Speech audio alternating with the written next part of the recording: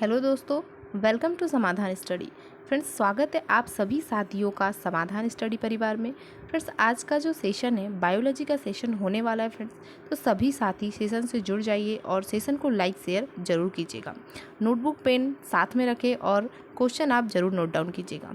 तो चलिए स्टार्ट करते हैं आज की हमारी क्लास को। पहला क्वेश्चन है फ्रेंड्स, नाभिक के अलावा कोशिका के किस कोशिकांग में डीएनए होता है? नाभिक के अलावा कोशिका के किस कोशिकांग में डीएनए होता है? तारक केंद्र, सेंट्रियोल, गाल्जी उपकरण, लाइसोसोम, माइटोकॉन्ड्रिया। कोशिका के किस कोशिकांग में डीएनए होता है? तो आंसर होगा option D, mitochondria. Option D हमारा करेक्ट आंसर होगा फ्रेंड्स, माइटोकॉन्ड्रिया। अगला क्वेश्चन है, सौर ऊर्जा एटीपी में बदलती है। सौर ऊर्जा एटीपी में बदलती है माइटोकॉन्ड्रिया में, क्लोरोप्लास्ट में, राइबोसोम में, परऑक्सीसोम में। सौर ऊर्जा एटीपी में बदलती है। जो सौर ऊर्जा है वह एटीपी में किसे बदलती है? ऑप्शन बी हमारा राइट आंसर होगा, ऑप्शन बी, क्लोरोप्लास्ट। अगला क्वेश्चन है, निम्नलिखित में से कौन सा कथन सही है? कौन सा कथन सही है? प्रायस लघुतम स्वजीवी कोशिकाएं हैं। प्रायस लघुतम स्वजीवी कोशिकाएं हैं। माइकोप्लाज्मा की कोशिका भित्ति एमिनो शर्करा की बनी होती है। विषाणु सम एकल तंतु आरएनए अणु से बने होते हैं। रिकेट्सिया में कोशिका भित्ति नहीं होती। रिकेट्सिया में कोशिका भित्ति नहीं होती। आंसर होगा विषाणु सम एकल तंतु आरएनए अणु से बने होते हैं, ऑप्शन सी।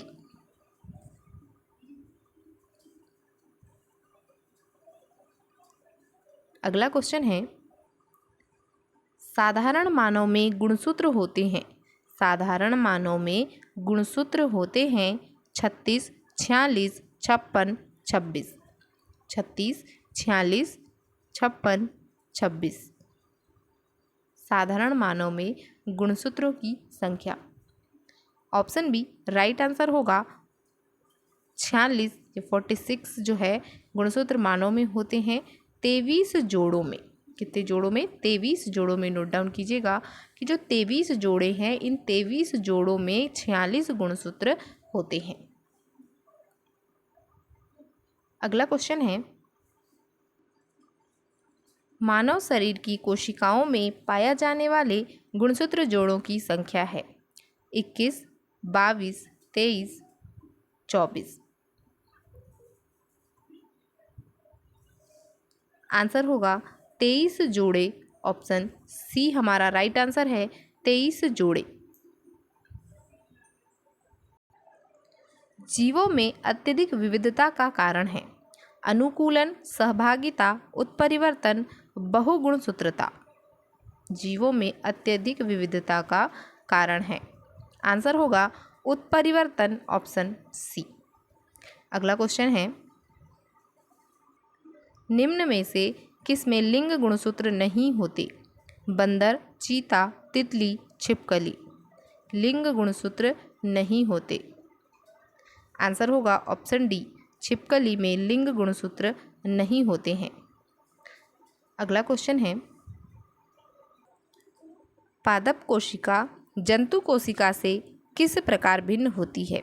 माइटोकॉन्ड्रिया पाया जाता है या कोशिका भित्ति, जीवद्रव्य की उपस्थिति, कोशिका केंद्रक। पादप कोशिका जंतु कोशिका से किस प्रकार भिन्न होती है? आंसर होगा ऑप्शन बी, कोशिका भित्ति जो है जंतु कोशिकाओं में, पादप कोशिकाओं में होती है और जंतु कोशिकाओं में नहीं होती है। तो ऑप्शन बी हमारा राइट आंसर होगा, पादप कोशिका जंतु कोशिका से कोशिका भित्ति के द्वारा भिन्न होती है। तो ऑप्शन बी यहाँ पर राइट आंसर है। अगला क्वेश्चन है फ्रेंड्स, जंतु कोशिका में निम्न में से क्या अनुपस्थित होता है? जंतु कोशिका में निम्न में से क्या अनुपस्थित होता है? सेल्यूलोज की कोशिका भित्ति, केंद्रक, माइटोकॉन्ड्रिया, इनमें से कोई नहीं। सेल्यूलोज की कोशिका भित्ति, केंद्रक, माइटोकॉन्ड्रिया, इनमें से कोई नहीं। आंसर होगा साथियों ऑप्शन ए, सेल्यूलोज की कोशिका भित्ति। जो जंतु कोशिका है उसमें सेल्यूलोज की कोशिका भित्ति अनुपस्थित होती है। अगला क्वेश्चन है, जैव कोशिका का कौन सा भाग पावर हाउस कहलाता है? कोशिका भित्ति, केंद्रक, माइटोकॉन्ड्रिया, संपूर्ण कोशिका। जैव कोशिका का कौन सा भाग पावर हाउस कहलाता है? आंसर होगा माइटोकॉन्ड्रिया, ऑप्शन सी। नेक्स्ट है, कोशिका का शक्ति स्रोत होता है? कोशिका भित्ति, माइटोकॉन्ड्रिया, राइबोसोम, न्यूक्लियस। कोशिका का शक्ति स्रोत, जो सेल है उसका पावर क्या है? तो ऑप्शन बी हमारा राइट आंसर होगा फ्रेंड्स, माइटोकॉन्ड्रिया। अगला क्वेश्चन है,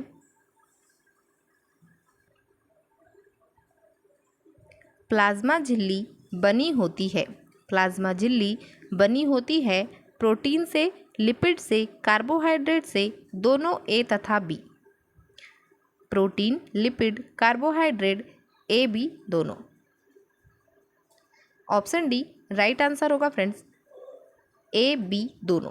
प्रोटीन तथा लिपिड से प्लाज्मा झिल्ली बनी होती है। तो ऑप्शन डी हमारा राइट आंसर होगा, ए बी दोनों। नेक्स्ट क्वेश्चन है,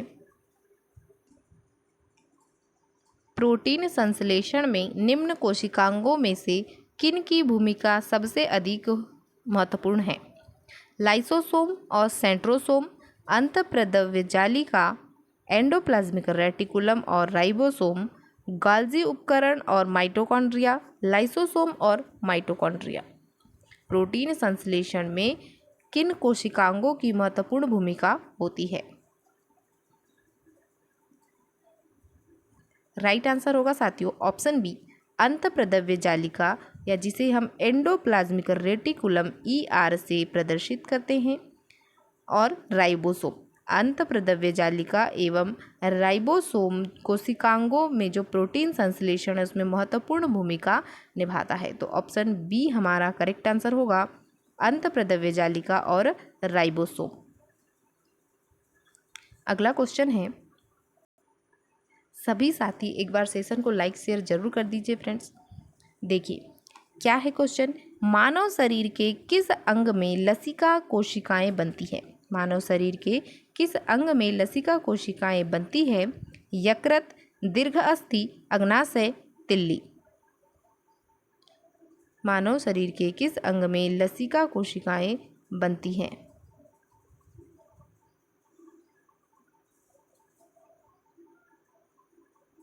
ऑप्शन डी राइट आंसर होगा, तिल्ली। अगला क्वेश्चन है,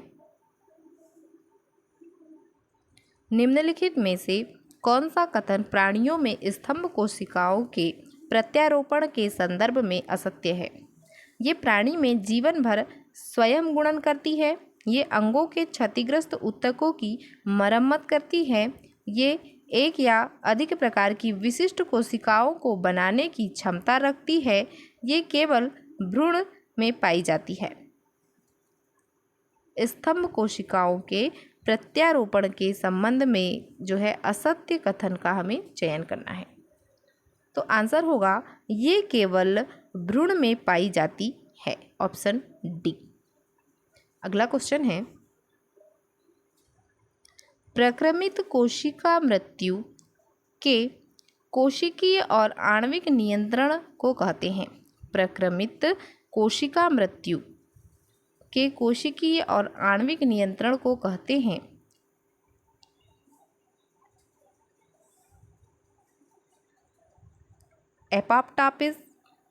एपोप्टासिस, काल प्रभावन, अपहासन, ऊतकक्षय। एपोप्टासिस, काल प्रभावन, अपहासन, ऊतकक्षय। आंसर होगा एपोप्टासिस, ऑप्शन ए। अगला क्वेश्चन है,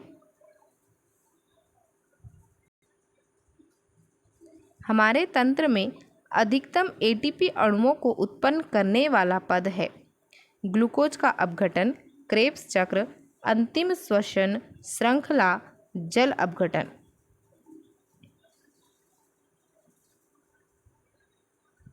राइट आंसर होगा क्रेब्स चक्र, option B.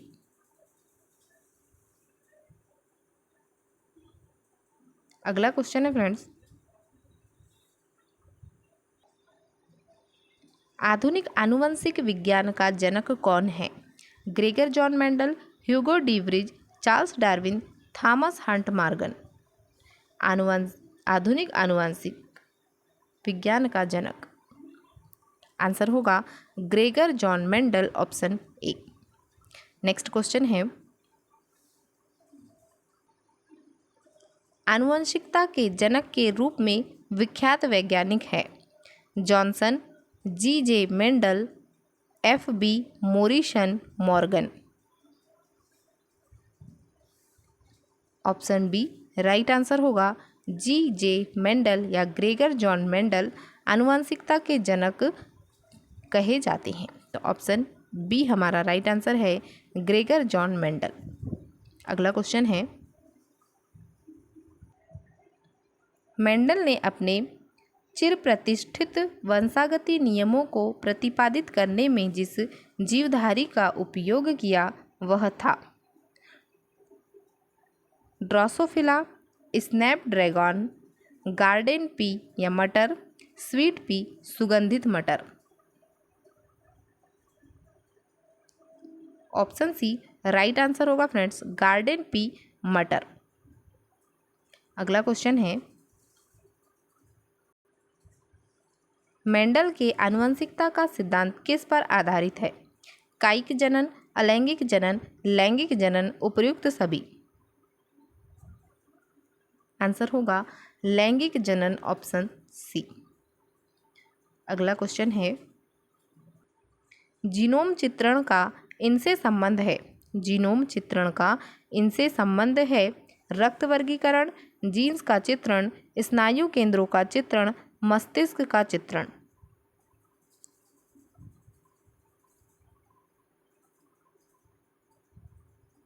Option B jeans का चित्रण राइट आंसर होगा, जीन्स का चित्रण।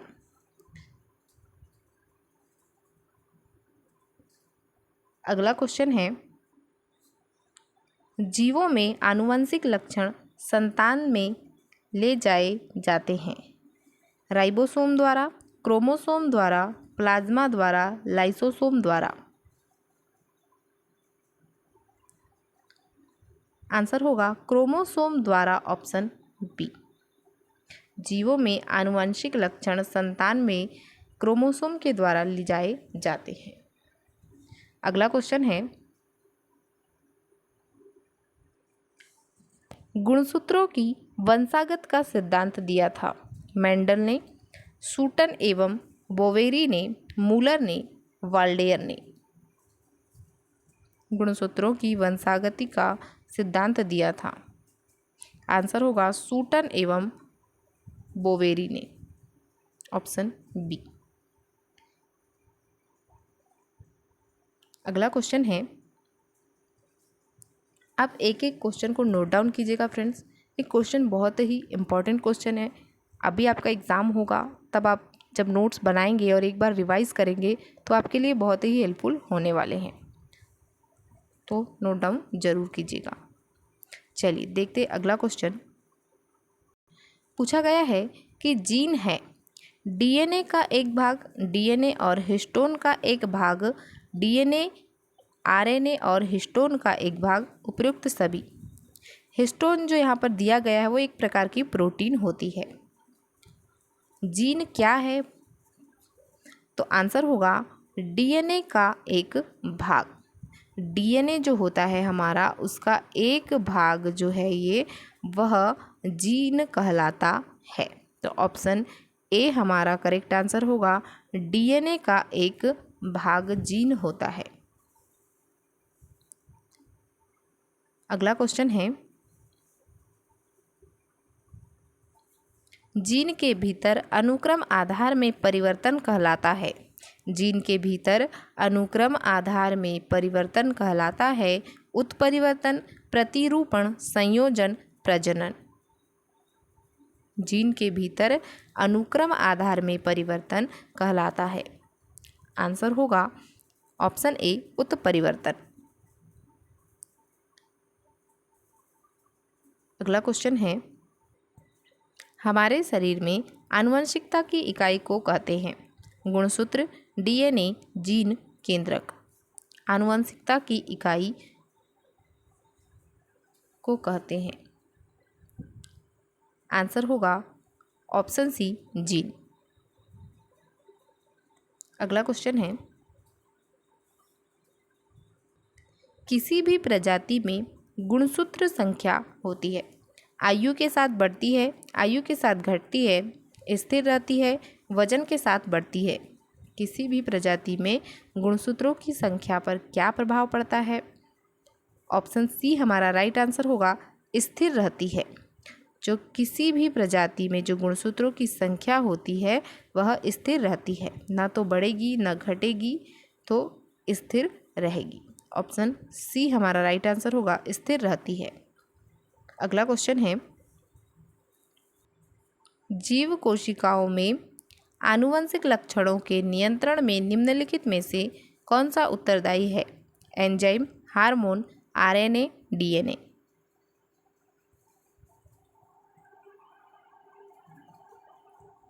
ऑप्शन डी राइट आंसर होगा, डीएनए। अगला क्वेश्चन है, प्लवमान जीन या जिसे जंपिंग जीन कहा जाता है के सिद्धांत का प्रतिपादन किसने किया था? प्लवमान जीन या जंपिंग जीन के सिद्धांत का प्रतिपादन किसने किया था? Gregor John Mendel, Thomas Hunt Morgan, Barbara McClintock, Watson और क्रिक। प्लवमान जीन या जंपिंग जीन का सिद्धांत प्रतिपादन करने वाले वैज्ञानिक का नाम हमें बताना है फ्रेंड्स। आंसर होगा ऑप्शन सी। अगला क्वेश्चन है, डीएनए में उपलब्ध कौन सा यौगिक अमीनो अम्ल नहीं बनाता? Adenine, tyrosine, guanine, cytosine. Adenine, tyrosine, guanine, cytosine. Option B right answer होगा, टायरोसिन। अगला क्वेश्चन है, डीएनए में मौजूद शर्करा होती है। Glucose, fructose, deoxyribose, ribose. Answer होगा ऑप्शन सी डीऑक्सीराइबोज। शर्करा डीएनए में उपस्थित होती है। Option C. अगला क्वेश्चन है, डीएनए की खोज किसने की? जेम्स वाटसन एवं Francis Crick, Gregor Mendel, Johannsen, Hargobind Khurana.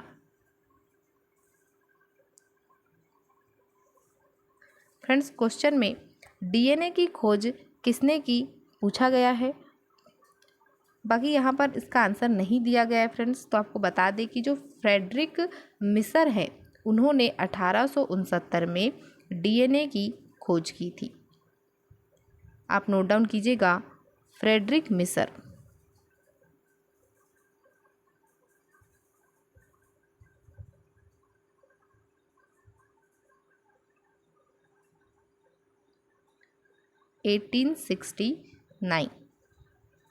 Frederick mission के द्वारा 1869 में डीएनए की खोज की गई थी। ऑप्शन नहीं दिया गया है, इसीलिए आप अलग से नोट डाउन कीजिएगा, फ्रेडरिक मिसर। अगला क्वेश्चन है, राइबोजाइम्स होते हैं डीएनए, आरएनए, प्रोटीन्स, इनमें से कोई नहीं। राइबोजाइम्स होते हैं। आंसर होगा ऑप्शन बी आरएनए।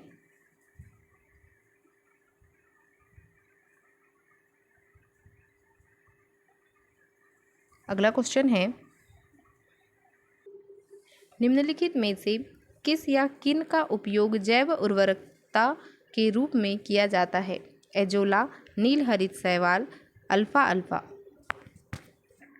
नीचे दिए गए कूट का उपयोग करते हुए सही उत्तर चुनिए। ऑप्शन ए केवल 2, बी 1 और 2, सी 1 और 3, डी 1, 2 और 3। उर्वरता के रूप में उपयोग किए जाने वाले, जो जैव उर्वरता के रूप में उपयोग किए जाने वाले के बारे में पूछा गया है। आंसर होगा फ्रेंड्स ऑप्शन बी 1 और 2। एजोला और जो नील हरित शैवाल है वह जैव उर्वरता के रूप में उपयोग किए जाते हैं। अगला क्वेश्चन है, निम्न में से कौन जैव उर्वरक के रूप में उपयोग होता है? राइजोबियम, नील हरित शैवाल, एजोला, उपरोक्त सभी। आंसर होगा ऑप्शन डी उपरोक्त सभी। राइजोबियम, नील हरित शैवाल, एजोला, तीनों ही ऑप्शन हमारे राइट आंसर होंगे। तो ऑप्शन डी में दिया गया है उपरोक्त सभी जो हमारा करेक्ट आंसर होगा। जैव उर्वरक के रूप में इन सभी का उपयोग किया जाता है। अगला क्वेश्चन है friends,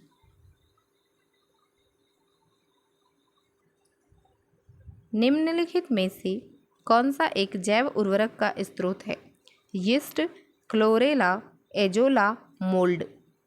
yeast, chlorella, azolla, mould जैव उर्वरक का स्रोत। आंसर होगा ऑप्शन सी एजोला। अगला क्वेश्चन है, निम्न में से कौन एक जैविक उर्वरक है? यूरिया, 2,4-D, स्ट्रेप्टोसाइक्लिन, एजोला जैविक उर्वरक। आंसर होगा एजोला ऑप्शन डी। अगला क्वेश्चन है फ्रेंड्स, निम्नलिखित में से कौन सा एक नाइट्रोजन स्थिरीकरण करने वाले जीव नहीं है? Nostoc, Anabaena, Azotobacter, mycorrhiza. Nitrogen स्थिरीकरण करने वाले जीव नहीं है।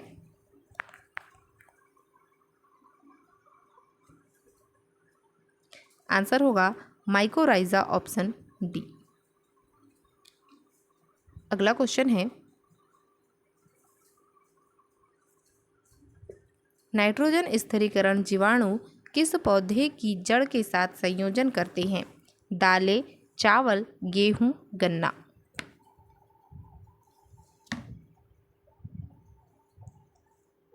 आंसर होगा दालें ऑप्शन ए।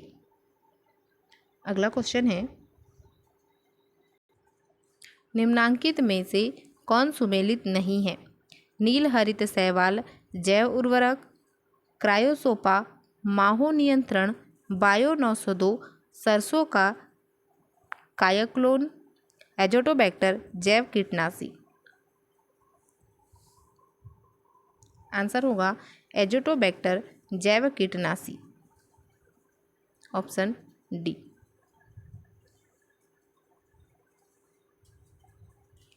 आज का सेशन यहीं तक है फ्रेंड्स, तो सभी साथी सेशन को लाइक शेयर ज़रूर कर दीजिएगा। मिलते हैं फ्रेंड्स अगले सेशन में। Thank you for watching.